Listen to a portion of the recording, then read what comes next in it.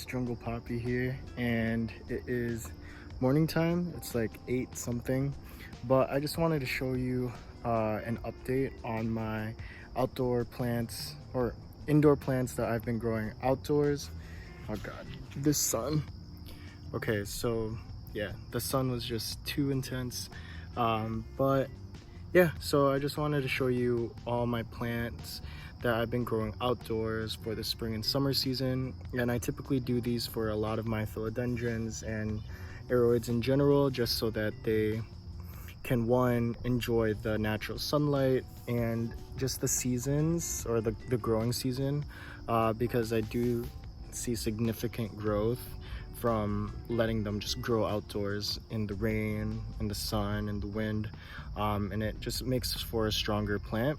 Not necessarily a more beautiful plant without like cosmetic damage, because you'll see in some of the plants that there are some pest damage, such as like slugs and beetles and stuff, but I really don't mind. I mean, that's normal. But yeah, let me show you what I got.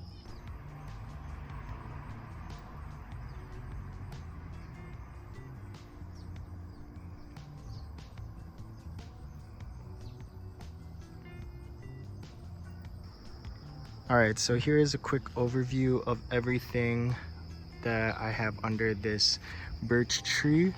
And these are most of my aroids that I have growing outside. So yeah, let's start over here in this corner. I got this philodendron. What is this? Philodendron Bloody Mary. So this guy has been growing beautifully, and dark, long leaves. Aerials have been growing really nicely, but I haven't really attached it to anything. Just kind of looped it through the stake and then just let it grow upwards. Then here is my Marble Queen Pothos cutting that I have, and I did this like a couple months ago, or a couple weeks ago rather, and I just have it growing up a stake, and you can see the aerial roots are hugging the stake really nicely. And I was kind of scared that the variegation won't come back, but because of the outdoor sun, which I think that's the reason, it's bringing back this beautiful white variegation. But I do see that it's a little bit yellowy, and I think that might just be from the intense sun. So hopefully it will green up or darken up once I bring it back inside, but I'm gonna let that grow for a little bit more. Over here is this guy that is stuck. Oh god. Okay, well, let's go. This guy is a Philodendron Majesty, and this is a cutting that I had from a mother plant that just perished during last winter, so this is one of the cuttings that I have. And then we have a Monstera esqueleto right here. Beautiful. And it is a top cutting that I have from my mother plant, which I did sell just because it was getting pretty lanky. But I love how the fenestrations are becoming more pronounced, and yeah, it just looks super dope. Behind here is one of my Philodendron sportianum. So you can see that the leaves are definitely mature in the shape. I know when they are immature they look like micans because of the iridescent quality, but they do lose that as they mature.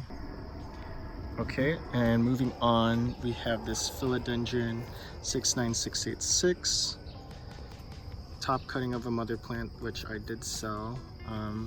So I don't know, the leaves are looking a little bit wonky, but I think it's just establishing itself in the pot mostly because it was like a semi-rooted top cutting. Over here is my Alocasia dragon scale, new leaf coming in there, and then my Alocasia black velvet, beautiful plant. Then we have this Philodendron Royal Queen. Yeah, Royal Queen. Another dark leaf philodendron, more round in the shape as they mature. And then here we have a couple pothos growing up stakes. This one is a golden pothos with really high, intense variegation. And again, I'm just gonna say that it's due to it being outdoors and getting that intense light. Okay, so here is the Epipremnum. I just stepped on a plant. Oh god. Epipremnum global green or global green pothos. So growing up a stake too, trying to get it to mature and just size up. This is the second Camposport Pt.1, which are just some cuttings that I have planted in here. A gloriosum chunk that I have growing. It used to have a lot more leaves, but then it got scorched by the sun and I moved it over here, which does get shade in the morning and it gets like partial sunlight during the day. So here's another gloriosum, which is a lot more lush than the other. And then here's another gloriosum that is hopefully sprouting something. I think that's a sprout right there.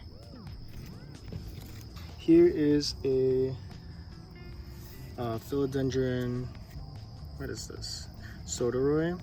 Now, some might say that it has like mosaic virus, which it could possibly have it, but I've just been growing it because a lot of people have been telling me to like toss it and throw it away, but I think it's fine. It's not spreading to any of my plants, so yeah. Here is one of my Monstera aureas. It's growing really nicely. Got some growths there, multiple growth points, new leaves. This is a Philodendron Glorious, small plant right there. Here is the bigger of the gloriosums, and this is the newest leaf, I believe. Yes. Oh no, this is the newest leaf, or doesn't matter.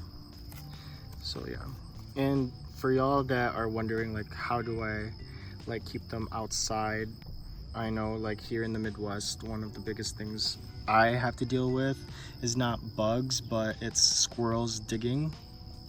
And you might see some like stuff here too. So what I do to prevent them from being enticed to dig inside my pots is put sticks and just use them as like, you know, barriers to prevent them from wanting to land on here and just dig. Here's just some cuttings of Monstera Adansonii, and you can see here what I was talking about earlier, like they get chewed up by slugs or whatever. That's fine. This beautiful and big guy is a Philodendron giganteum, and I did buy it as a variegated one, but the variegation just disappeared. But you can see the amazing growth that it has in terms of the roots, aerials just finding its way down, anchoring itself. But in terms of size, it's growing beautifully.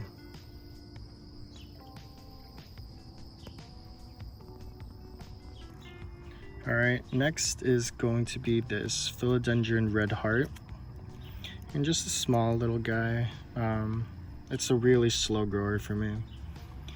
This one is a Philodendron Horne, so it gets these amazing long shaped leaves, and it's just growing. It's growing pretty similar to the 69686 over there when it comes to like the wonky leaves. Here is a Philodendron Plowmanii? No. Philodendron something. I'll put the name on here. But yeah, it's growing these really pillowy heart-shaped leaves and I love it. It actually got destroyed by thrips last winter, so I'm glad to see it bounce back. This is a Philodendron glad hands right here, and as each leaf grows and matures, like it just looks so great. Over here is a Philodendron, oh just kidding, is a Monstera aurea, which is the top cutting of this guy. But oh man, this new leaf is just amazing. Guess you can say it's a half moon. Yeah. Here are just some cuttings of Rhaphidophora tetrasperma. I haven't really seen new growth yet, so they take a long time for me. And then over here is a Philodendron Burle Marx variegated.